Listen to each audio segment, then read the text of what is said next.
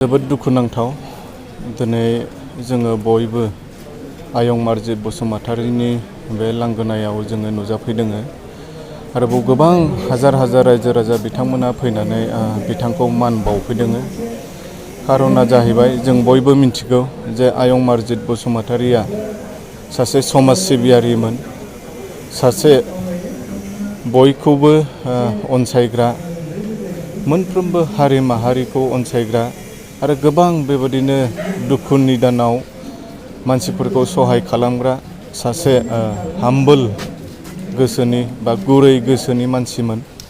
दा दिनै जोंनि बे ओनसोलनि थाखाय जोबोद दुखुनांथाव आरो बे समाव जोङो बयबो आयंखौ जोङो मान बावनो थाखाय बेयाव नुजाफैदों आरो जोङो आफा इसोरनाव आरज गाबो जाहाथे आयंनि आत्माया सोरगोआव आलो गोजोनै रायजो मोनहैयो, बिनि थाखाय जोङो आरज खालामो।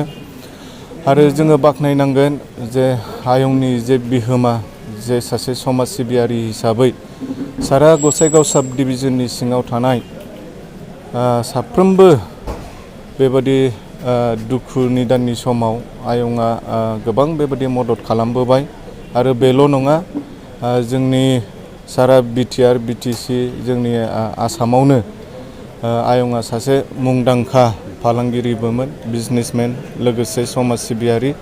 स' बियो जोंनि थाखाय जोबोद मोनसे खहा। थ' जोङो बे समाव जोबोद दुखु फोरमायदों आरो आफा इसोरनाव आरज गाबो जाहाथे आयंनि आत्माया सोरगोआव आलो गोजोनै रायजो मोनहैयो। दिनै जोंनि बे जारागुरि ओनसोलनि थाखाय आरो लोगोसेयैनो बिटिआर ओनसोलनि थाखाय मोनसे दुखुनि सान होननानै आङो फोरमायनो नागिरदों। मानो होननानै बुङोब्ला सासे समाज सिबियारि, लोगोसेयैनो गाहामथार सासे साक्सेसफुल फालांगियारि आरो मोनफ्रोमबो हारि धोरोम साफ्रोमजोंबो जेबो बासियाजासे समाजनि खामानि मावग्रा मानगोनां मार्जित बसुमतारी आदैया रुंसारि जानानै थांबाय।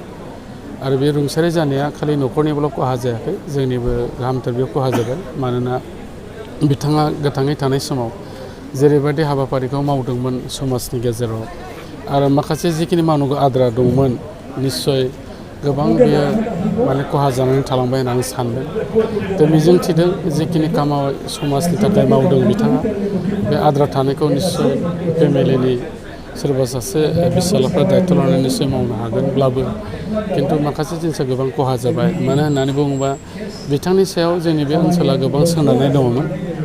बिथाङा सोरहाबा मोनसे दुखु जारला गोग्लैयोबा बेक्तिगत'आनो जाथों बा समाज बिथिङावनो जाथों, बिथाङा आवगायबोनानै साफ्रोमनोबो हानायमानि खहाखौ सुफुंनो थाखाय नाजायोमोन आरो बे रोखोमैनो ओनसोलनि सासे बयजोंबो अनसायजाग्रा सुबुं जादों। आरो नोंथांमोना बयबो नुदों दिनै हाजार हाजार मानसिफ्रा फैनानै दिनै बिथांखौ जोबथि बिदाय होफैदों, बिबार बारसे सारनानै, सोरबा गोथार गामसा होनानै। बेनो फोरमायदों जे बिथांनि सायाव जोङो बेसेबां गाहाम मोनोमोन, मोजां मोनोमोन।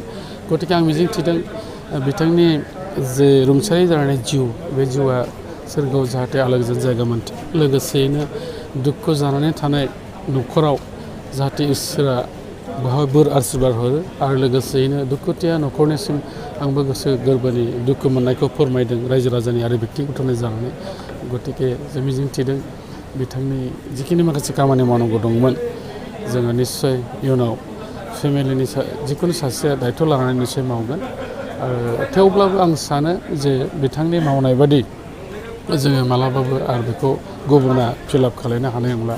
दा बेनि थाखाय जोबोद मोनसे खहा आरो बे खहाल' नङा, जोंनि गोसोआव मोनसे दुखुखौ लाबोबाय, होलांबाय।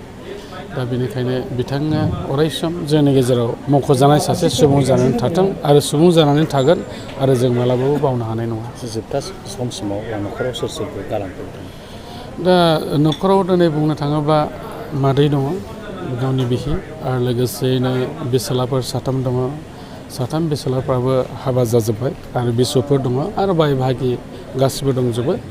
गतिके जिखिनि दं सुख सान्थियैनो जाहाथे बारलांबानो हाथों, बेखौ आं कामना खालायदों।